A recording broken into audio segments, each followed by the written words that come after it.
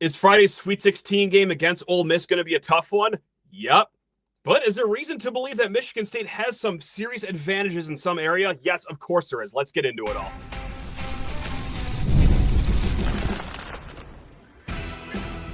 You are Locked On Spartans, your daily podcast on the Michigan State Spartans, part of the Locked On Podcast Network, your team every day. Friends, Spartan family, Locked On Spartans listeners, thank you all so much for tuning in to Locked On Spartans. It's your team in green and white 5 days a week. Please rate, review, subscribe, comment below. Scale of 1 to 10, how nervous you are for this game coming up on Friday, Sweet 16, Tom Izzo versus Chris Beard, because I'm a nervous wreck, but that shouldn't surprise anyone here. I almost collapsed before the Bryant game against a 15 seed. So yeah, the rest of the way, every game's going to be a good game. Hopefully there's 4 more of these, but let's start with this first game coming up because, well, you can't make the Final Four if you don't make the Elite Eight, and Michigan State is going to have their hands full against Ole Miss. We know a lot about this team. They play in the SEC. They're coached by Chris Beard. It's basically football on the basketball court, and someone else has noticed this because we cracked open the mailbag, LockedOnSpartans@gmail.com or Sheehan_sports on Twitter.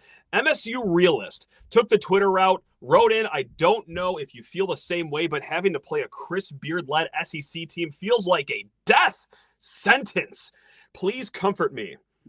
Not right now.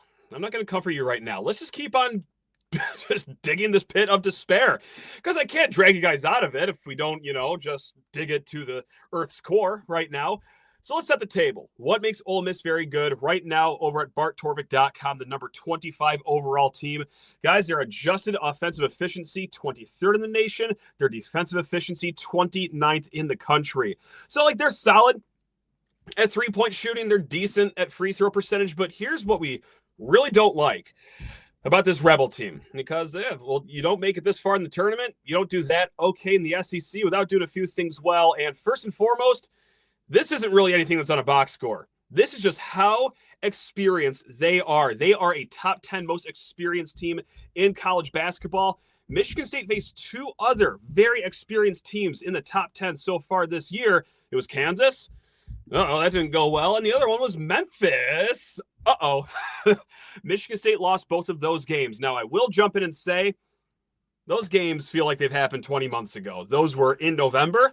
Things have changed in the world of college basketball. Things have changed with your very own Michigan State team here. But right off the rip, all these guys are going to be seniors, fifth-year seniors. They throw one junior out there. But yes, this is a team that will not shrink in the moment.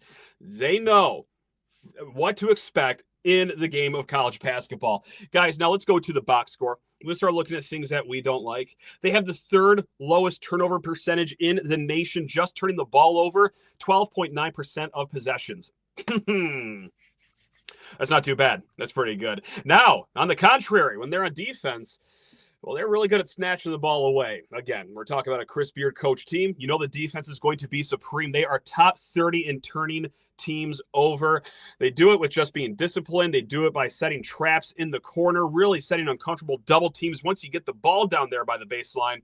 So, Michigan State is going to have to be really savvy at getting out of double teams, not holding onto the ball too long, because that's what snake bites teams when they play against, again, Chris Beard. Now, let's just go through some of the players. Sean Padula, okay, that's their point guard. He's experienced, he's smart, and he's shooting hot right now. I mean, to make a comparison, for us Michigan State fans, and no, I'm not going to do the old lazy, he's like Drew Neitzel. No, we're going to be a little more creative than that. To me, right now, small sample size, just 2 games into March Madness right now, but he's really having a Travis Trice moment. Back in 2015 when Travis Trice, with a 7-seeded Michigan State team, put the team on his back and just guided those boys to the Final Four, scoring at every single level at just being the heartbeat of that team. That has been Sean Padula so far for Ole Miss. They also got some length. And this is what's going to scare us going into this game. Guys like Jamin Brakefield. Okay, he's a longer 4, can put the ball on the deck. And you know what? He's better than anything we've seen so far this tournament. If you thought Matthew Amzil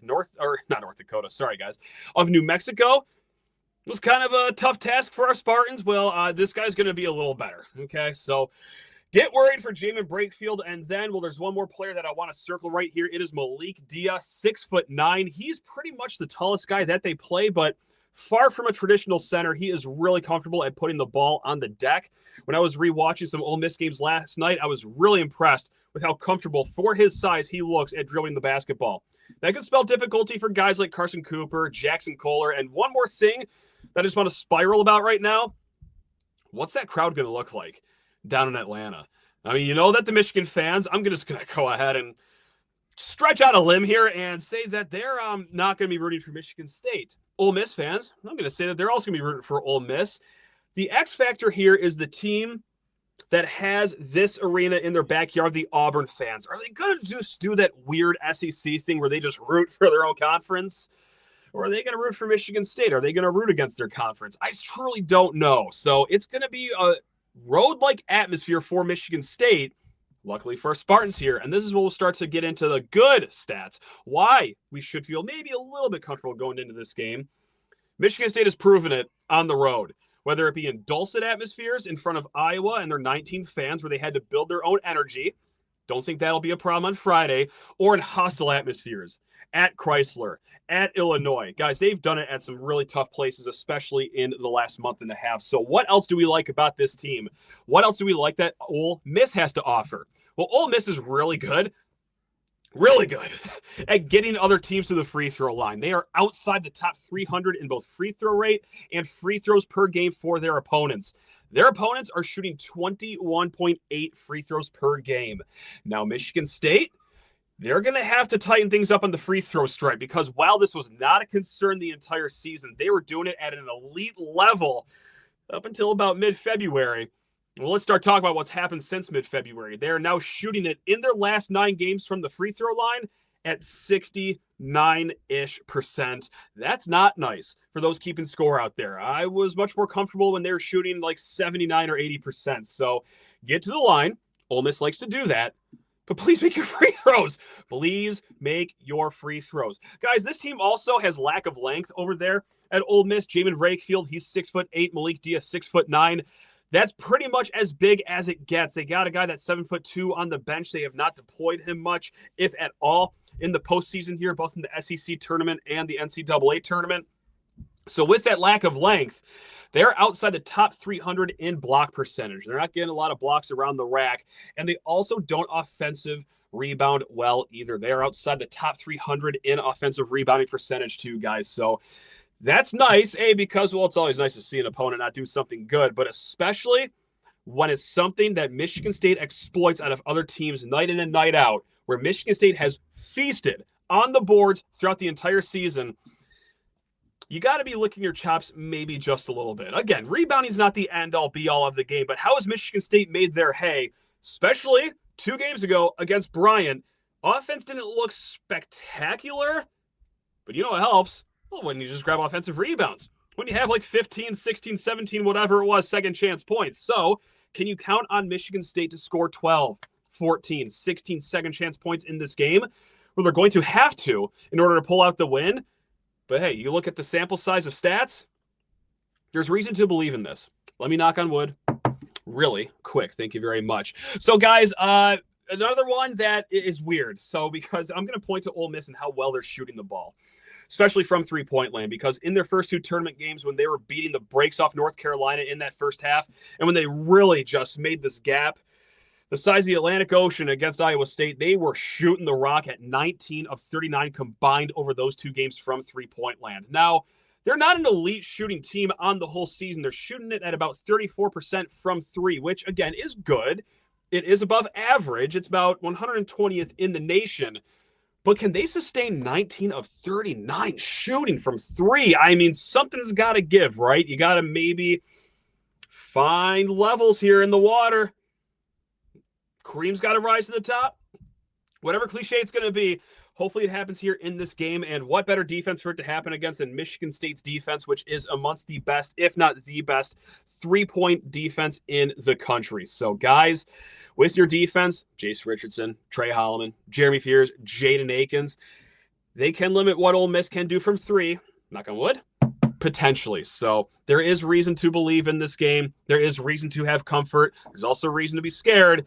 That's the beauty and the horror of March Madness. God, I hate this time of the year. Oh, I can't get enough of it, though. I love it, man. All right, guys, we're going to be back. We're going to switch off of basketball here for a little bit. We're going to talk about hockey because, well, back-to-back Big Ten titles, back-to-back Big Ten tournament titles, and yes, they get a 1 seed in the region in the NCAA tournament coming up this Thursday. We talk with Jeremy Dewar all about it in segments 2 and 3. Guys, more hoops talk coming the rest of the week. We got Dave Klein on tomorrow's show, but let's get into hockey talk. But first, need to talk everyone's ears off about Supply House. Guys, hey, if you're in HVAC, plumbing, electrical work, there's no better place to get in on everything you need at Supply House. Get the supplies you need from the site made for the skilled trades, Supply House. Their easy-to-use website is packed with helpful resources and the latest product info to help you get the job done right. Plus, with a complete inventory of over 200,000 parts from 400-plus top brands, you'll find exactly what you are looking for delivered fast from coast to coast. Need help with an order? Well, Supply House offers expert support and industry-leading service, so you will always talk to a real person. And for trade pros looking for that extra edge, their free Trade Master program offers exclusive perks like dedicated phone line, free shipping, and discounts on every order. Thousands of skilled professionals are already taking advantage, and now, hey, it's your turn. Join the Trade Master program today at supplyhouse.com/TM and start ordering plumbing, HVAC, and electrical supplies with just a few clicks. Plus, use promo code SH5 for 5% off your first order, guys. That's over at supplyhouse.com. Rolling hot into the NCAA tournament is Michigan State hockey and also our near-dear hockey friend, Jeremy Dewar of Spartans Illustrated. Now, Jeremy, you had boots on the ground in Mun Ice Arena to see this two-time Big Ten champion solidify what they have done all season, which is, win. It is sometimes in dramatic fashion, but, hey, win. You know, this one comes in double overtime, and I'm going to set this up in a basketball way as we go into hockey, kind of just mesh the two segments. We just open up with basketball. Now, what I mean by this is I'm ecstatic that this basketball team gets to be remembered forever with that banner up in the rafters at Breslin Center because, of course, all championship teams deserve to be remembered for their own individual ways. I'm going to remember this basketball team with how deep they are, how selfless they are, the return to that Tom Izzo culture that he set the standard of, well, in the decades prior to this upcoming season. But for hockey, sure, last year, the title means, hey, a resurgence for this program, but doing it for the second year in a row under Adam Nightingale. Jeremy, how are you going to remember this 2024-25 Michigan State ice hockey team? Wire to wire is like all I can be thinking about. Like, this team was never below fourth in the country.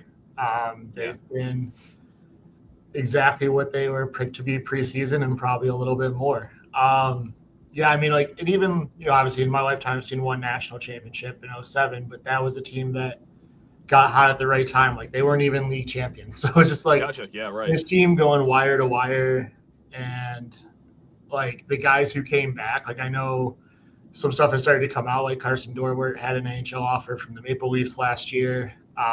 You know, he's likely gone now after junior season. Isaac Howard's going to be gone after his junior season here this year.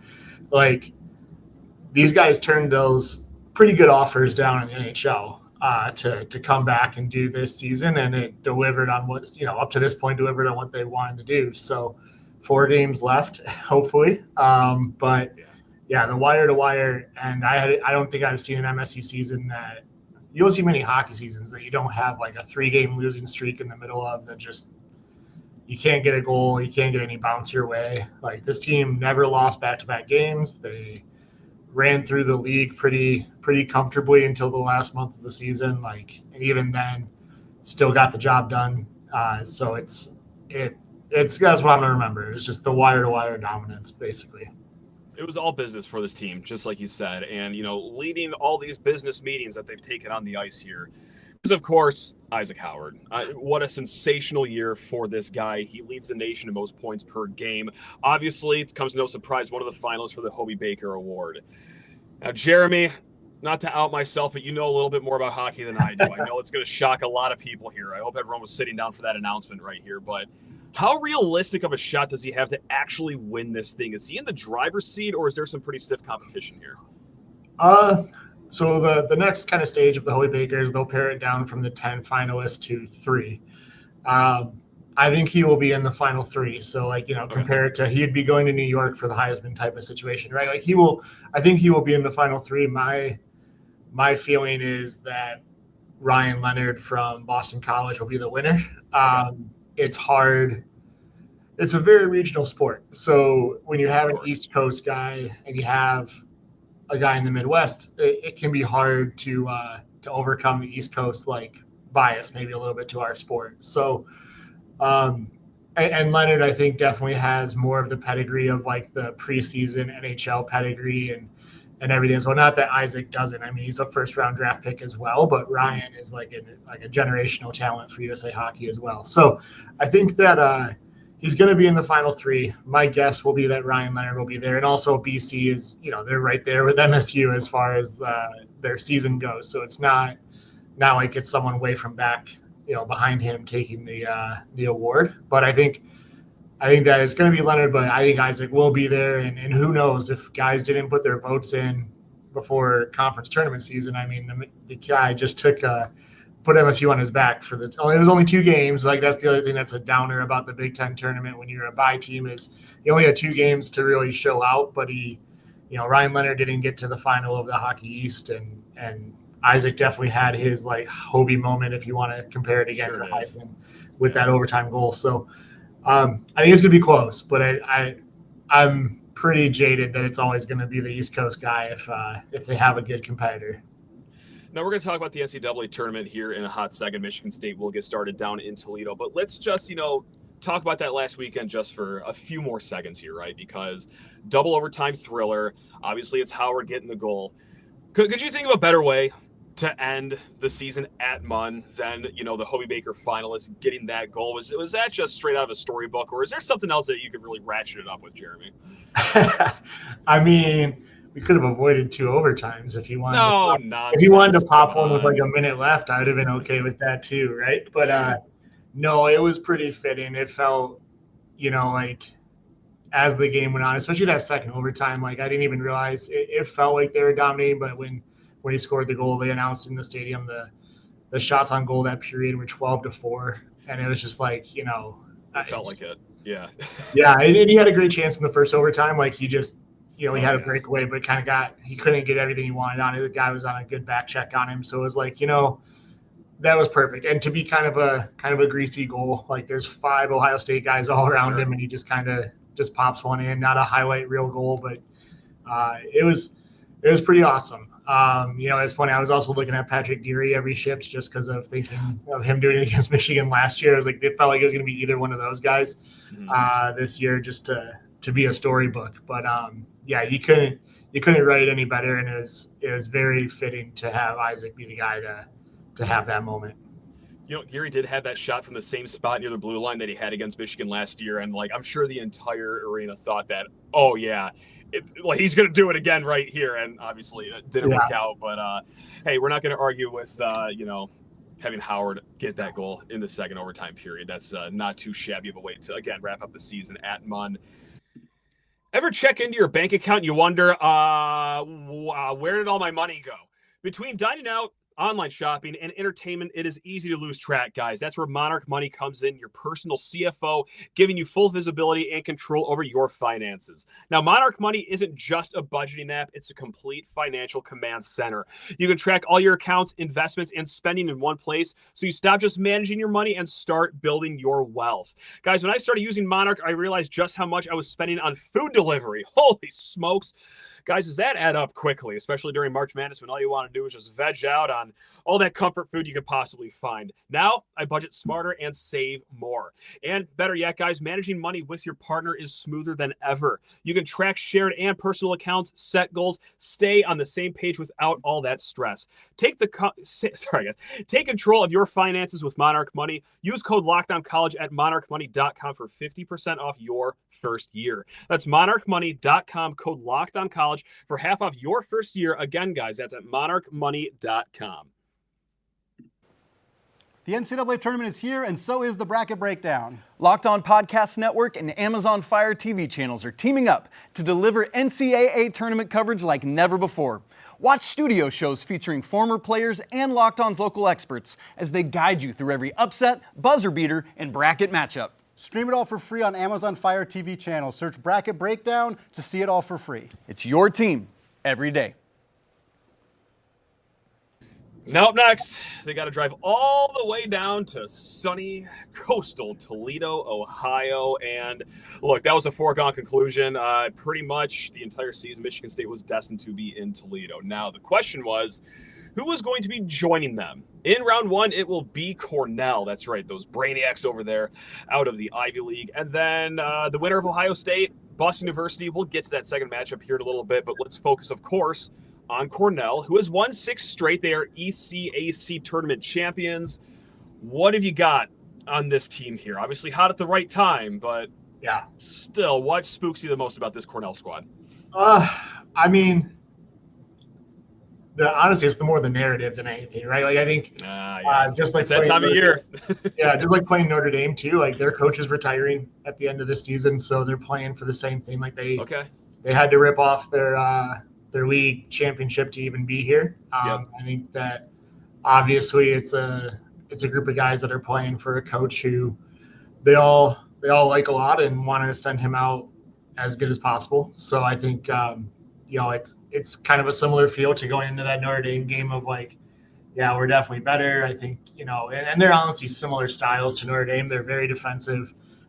Cornell is known for they get a lot of big dudes who love to throw the body and like really slow the game down as much as they can.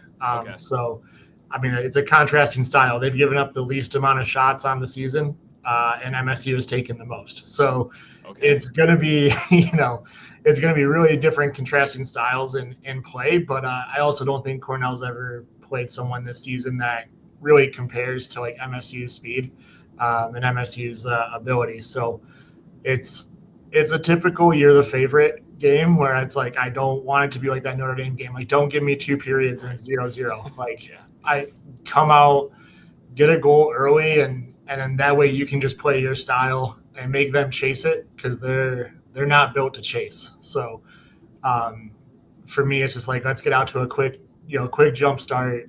Let's not have a repeat of last year, like having to make a comeback against Western. I was just going to bring that up. up. Do that. Yeah. Right. I mean, Western at least played a style that you're like, hey, they're going to go up and down with us, so we can probably counterattack on them. Like, if you let Cornell get out on a 1 or 2-0 lead, like, they're going to sit on it, and you're going to have to get shots through 3 bodies and have a bounce on the way in to get a goal. So, it's definitely one where I think that early start is going to be huge. And I think the crowd could help with that. Like, I think it's going to be a good MSU crowd. Like you said, like, people knew we were going to Toledo, so people bought this weeks in advance. So I think it's going to be a good MSU crowd, which is huge, because most of these regionals tend to be very, very light on atmosphere. So you can kind of come out a little sleepy.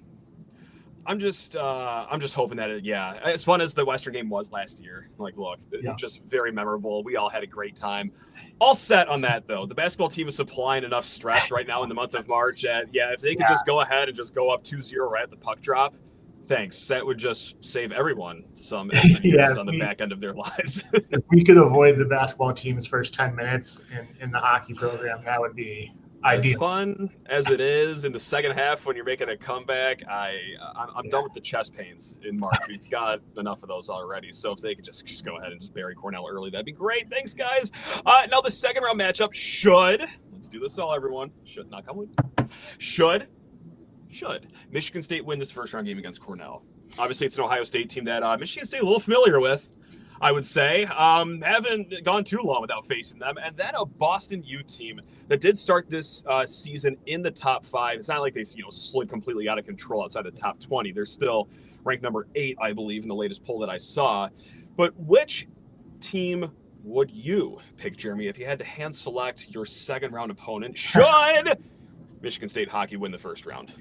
Man, I think I get bad vibes from playing the team you just beat in the Big Ten tournament in overtime. Has that happened before for us? Okay, yeah. Okay. And as much as I think, like, if I really go back and think, like, I was thinking about this morning too, like, the bad vibes will be there, but to be honest, they had that game at 3-1 in the third period and really should have probably saw that game out. So, Ohio State as a team doesn't really, to me, equal that Michigan team of last season, where it was like, man, it's gonna be tough to get 5 out of 6 off of these guys, right? Like, I don't feel the same way. So probably I'd rather see BU just to see a team that isn't familiar with us the same way, like we're not going to be familiar with them, but that can go our direction and with our talent. I mean, the only thing that really saved the BU season was they took a goalie in at semester break, and he's been elite from Russia. His name's Mikhail Yegorov. They were really struggling in net, and that was a part of their slide. And he, again, one of the unique things of hockey is these guys tend to be playing junior after they've graduated high school. So if you're willing to give up a semester of eligibility, you can come in at the semester break, and it made sense for Mikhail to come in, and he really turned their season around. But they also bombed out of the Hockey East tournament pretty badly to UConn. So I'd also get good vibes, man. We beat BU on the way to the 2007 national title game. So again, if you're superstitious like every hockey guy tends to be, I would love to see BU and mark that one down on the way through St. Louis. And I think that's just like, it's going to be a much more entertaining game too. Like Ohio State, I don't want to play them again. It's just boring. They play such a boring style, and it's going to be frustrating. It's not going to be a blowout. Like, you're not going to be comfortable. And I know it may not be comfortable against BU, but at least it'll be guys going up and down the ice and much more interesting to watch. So before this next question, let's just look at it from a big picture point of view. This has been a great 2-year stretch. All these players have represented the program very well while bringing it back to the glory days, okay? Successful season, no matter what happens. Now, here comes the question, Jeremy. Can we throw the D word around if they don't make the Frozen Four? Would it be labeled a disappointment? Of course, you're not going to be happy in the moment regardless, but even like, let's say a month, 3 months in the future, would you look back and say, God, you know what, with everything they had going for them, with how well the season was, disappointed if they don't make the Frozen Four? Or is that just a little too harsh already right now? I mean, I think that'll feel without knowing the outcome or how the games go, right? But I think that is important. I think that's a little fair to do. And I think that's going to be the majority of fans' reaction, right? I mean, like, let's be honest, most people jump onto the bandwagon late in the season. Like, they're not following this team during football season, and they're not really into it outside the Michigan weekend until we get to playoff time, right? So I think for most people that have, like, from the side looked at the team, that'll be the reaction. For me, the NCAA tournament is such a crapshoot. Like, I hate the way it's designed. I hate the way that we do, get to our national champion in hockey. And, like I said, it's worked out in our direction. Like, MSU won 1-07, that they were far from the best team, but they got they got hot with a goalie for 4 games, and they just, they got their way through it.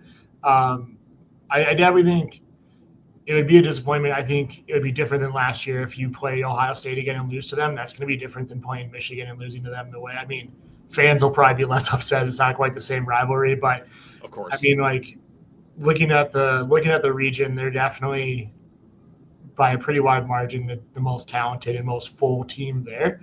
Every team's got good players on it, but no one has great defense and forwards and goaltender like MSU. They all have holes.